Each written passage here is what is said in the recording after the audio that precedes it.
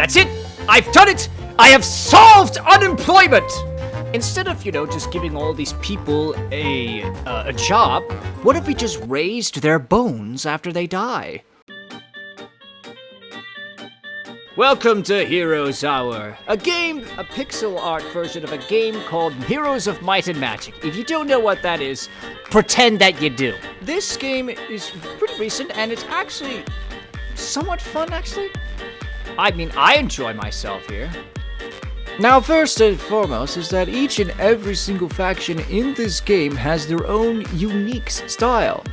Like, for example, the faction that it basically just uses peasants, the faction that basically launches fireballs at everybody, the faction that values nothing other than demonic possession, the faction that values freedom and just wants to kill everybody, the faction that only values water, the faction that doesn't value anything that they deem lesser, the faction that has no honor amongst itself, the faction that really values anime, the faction that is really into druidism, the faction that is all about being delirious, the faction all about the dwarves, the faction that wants to make believe to be sand termites, or the faction that values anything that's dead and more dead. Each of these factions has their own special, unique heroes, and each hero has their own special and unique things. However, what we truly want is we want this Dark Bro guy, because he starts with an ability that is, shall we say, very useful, actually. Turn Living teaches the hero a spell that transforms enemy living units into undead units underneath your control. And this spell is, kind of broken, and we can have the other AI just be whatever it wants. Ah yes, here we are in the world. You see here, you've got these big old settlements here, and each of these settlements requires some special form of upgrades in order to maintain your continuing war effort, such as the spirit vendors. You can trade the souls. Yes, we literally harvest souls for any resources that you could potentially want. But however, we're gonna go for the crypt to start with. So naturally, you just want to create the maximum of everything. Now, the downside is you can only build once per turn. However, that's not gonna matter too much for us, as we're simply going to hurl our guys into the nearest enemy possible. Like, for example, these Vital Snow guys here. And now we're just gonna take our tier 3 spell, by the way, which we can only use every 2 days, and we're going to turn them into undead minions. And not only that, but we gain the passive, but because that we are a member of the Decay faction, we get the passive ability of just generating more units as the enemy units die. So our army is not only mostly recovered from our losses, but we have gained a Bone Liath and a Wretched to join our army, which is not bad, but it could be better. And these guys are blocking off all these resource-producing places here. Now you want to kill the guys in order to get their special loot, standard RPG stuff. Now, there's also these special little events here that you could just come by, and they'll just give you some passive benefits, really. And there's also these obelisks things, which you could do if you want to, try and find a treasure or anything. Now, the game's way of processing things is very interesting. Basically, all of these troops refresh every single week, and each turn is 1 day. So every 7 turns, all of your units get refreshed. But don't forget that you could still build only one building every single day. Now, obviously, we are going to get the Soul Beacon because we're going to kill a lot of people in our quest to end unemployment. And here we go again, another part of the army here. You could come in and join the armies at any point here, as we are now encountering 18 eyes and a claw mole. Now, sadly, we still have another day left before we can successfully use our spell. But it doesn't matter, as we are getting more skeletons to join us, and some more zombies as well. Yes, we may have lost our wretched, but we gained 8 units in result. That is a sacrifice I was more than willing to make. And our hero has also been able to level up, which means that we are going to unlock his necromancy abilities. Specifically, this one. Gain 5 units defense to undead units. Additionally, your undead units gain a 10% chance to resurrect sometime after being killed. Now, I'm not gonna spoil anything here, but let's just say, with an army with a faction whose entire unit roster comprises of mostly undead, yeah, this is going to reach insane levels. Here we go on our next battle, and already we can convert some of these living units into our own, and let's see what we get. Oh, we get some more of those things. Wait, we didn't lose a single unit that game? That entire fight, we didn't lose a single unit. I mean, I did use my turn living spell on them? Yeah, but we still gained more units. Ah, of course, the necromancy thing. Well, naturally, we want to drain mana because we want as much mana as possible. And of course, here it is, the first part of the red obelisk. Here, and this will show us eventually just where on the map that this treasure chest will be. So what we obviously need to do is find more of these obelisks in order to gain a clarified vision. Now, of course, when I believe in all things, I say that we should get a guild of mages. What this guild of mages will do us is it will allow our hero to gain more spells. So now if we check here, we have some more spells. Salt armor? Look, pal, I'm not sure if you know anything at all about salt, but that's not how that works at all. Now, it's only proper that we get this crystal mine so that we can, gain a daily income of crystal. I mean, I don't know what you want to say. I mean, it gives us a chance to test out our new salt armor. I mean, yeah, that's cool if we ever encounter slimes, of course. Alright, and our hero has leveled up yet again. So we're going to we're actually going to increase his mysticism in order to improve his spell potency. I like that this game has a way where you could basically judge whether or not you're going to fight this. Easy is self-explanatory. Moderate is quite doable, but you'll take casualties. And impossible means that you are absolutely 100% going to lose this fight. Do not even attempt it. Okay, and now with the soul transmuter in place, we'll be able to gain more souls. And it won't only be a matter of time before we can unlock the spirit vendors and start trading souls for resources. Oh wait, now this is interesting. The blood cell fills up throughout the game as your armies lose units. For every 25 power worth of lost units, skeleton and bone guard and all your armies gain 5% health and 5% damage during combat. I'm pretty sure that I'm not going to try to lose any units, but I'm also going to appreciate the buff, though. Wait, what is this? Is that a fox in a, is that like a furry in like a, sure, necktie, I guess? Oh, wait, I see. There are a bunch of werewolves. Well, I'm terribly sorry, loves, but, you become my undead minions. And just with a flip of a coin, I have put the rest of the enemy's army to sleep. You see, the problem with these slimes is that they keep continuously multiplying, and it's not entirely fair. But I'm also getting more units out of this.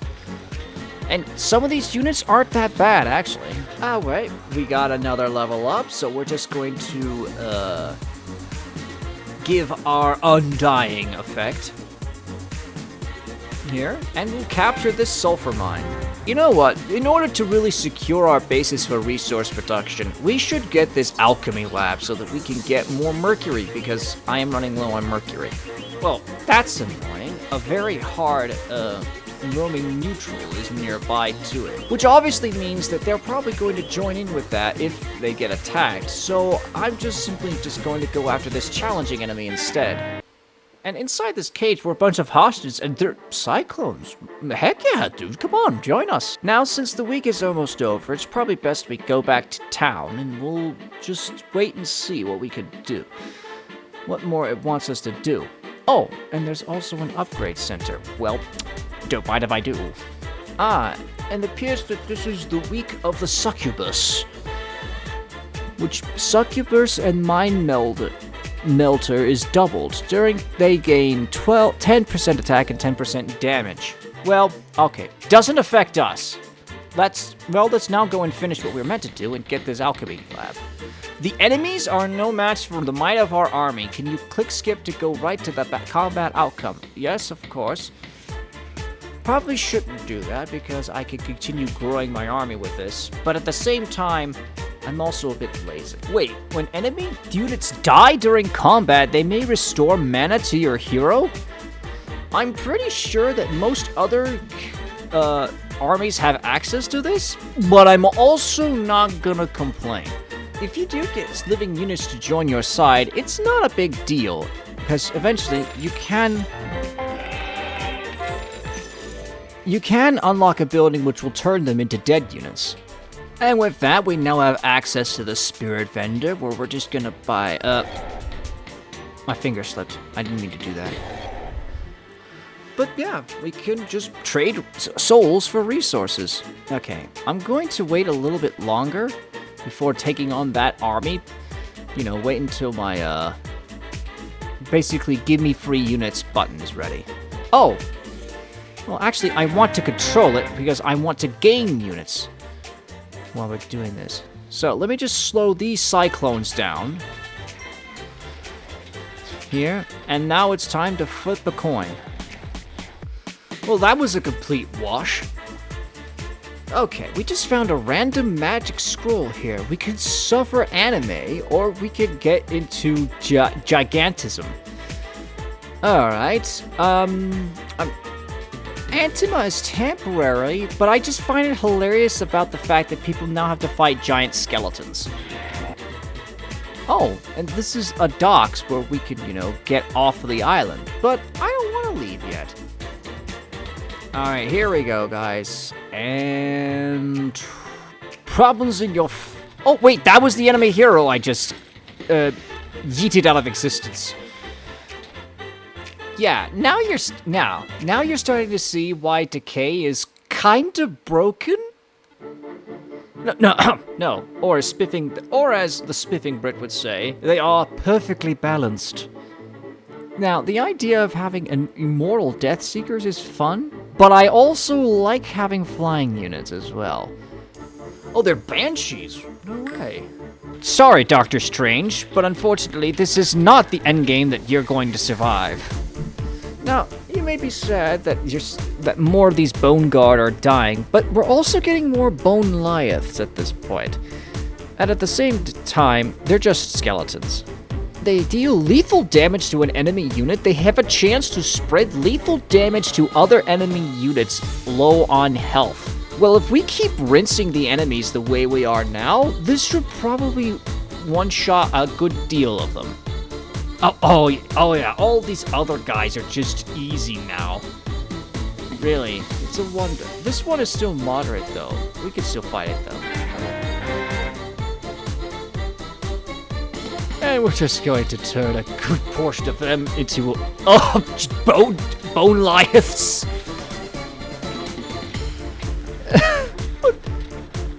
We're basically killing a bunch of cats, and we're sending in skeletons to do it. Now, probably I should focus in on Necromancy, but I also love the idea of this guy just going around terrifying people. So we'll go with that instead. Productivity. Mines and other map buildings that generate resources or units will generate double every second day. Well, I didn't know we had John D. Rockefeller with us. He kind of looks like an old Rockefeller if he had a monocle and red eyes. Alright, we just have this, I think undead Doctor Strange looking guy and John D. Rockefeller helping us out. The week of waiting, nothing happens, basically. I guess it really does leave us waiting. Oh, the Hall of Death allows you to, Bone Worm, which is basically a undead dragon. Yes, please. Yes, give me the undead dragon. As much as I want, please.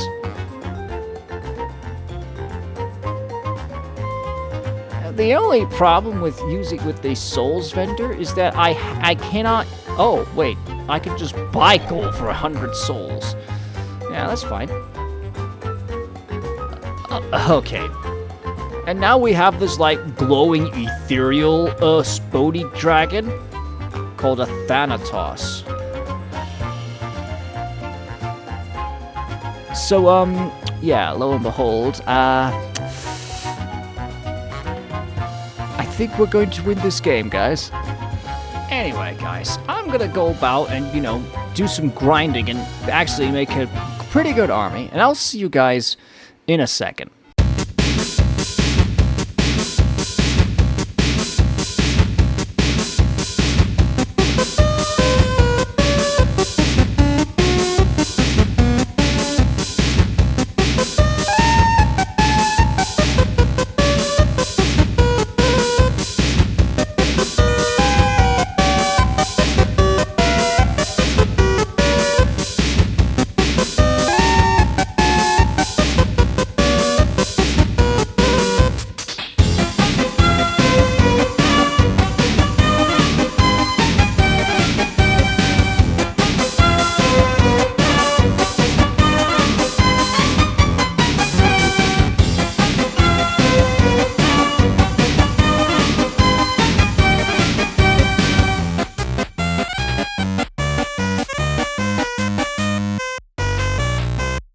Alright, so not really much has changed since you guys came back, other than my guy has leveled up and has gotten a brand new skill, which is pretty good, actually.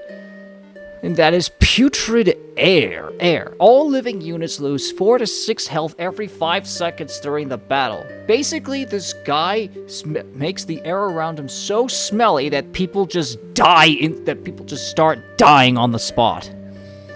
And here it is. I think that this is the biggest battle that we have encountered so far, but it's going to be made all the more easier by the fact that these people in the back are now our undead servants. And you know what, let's cause a little bit more shenanigans by just causing a blizzard in the midst of a battle. And you know what, maybe let's just go ahead and flip a coin. And you know what, let's just summon water to this place. Why not? Alright, let's just send our hero directly into the melee, because that's the place that he is to be. Aw, we can't make our dragon even more gigantic. Well, that's a shame. But at least we can encase all of our units in water, though. Okay, I'm not sure what this city is for. But I'm also going to appreciate the, free units here. Oh wait, this mana spring is actually pretty good, because it converts all of your movement points into basically just extra mana. Because, you know, that's perfectly balanced. And of course, cause more havoc by just having giant skeletons roaming around the place. And with that, I think we have begun to approach the last enemy city in this entire region. Oh wait! That's it? Crimson Rogue has no more heroes or towns, so I guess that means they lost? I guess I must have accidentally taken their main town up here for some strange reason. Yes, and this is really the problem with most undead factions in general. We are simply a snowball that does not stop rolling. Darkbrow cannot be defeated at this point. Well, thank you all so much for watching, and I hope that another time that we might be able to find something more interesting. Anyway, I'll see you all the next one. And, goodbye.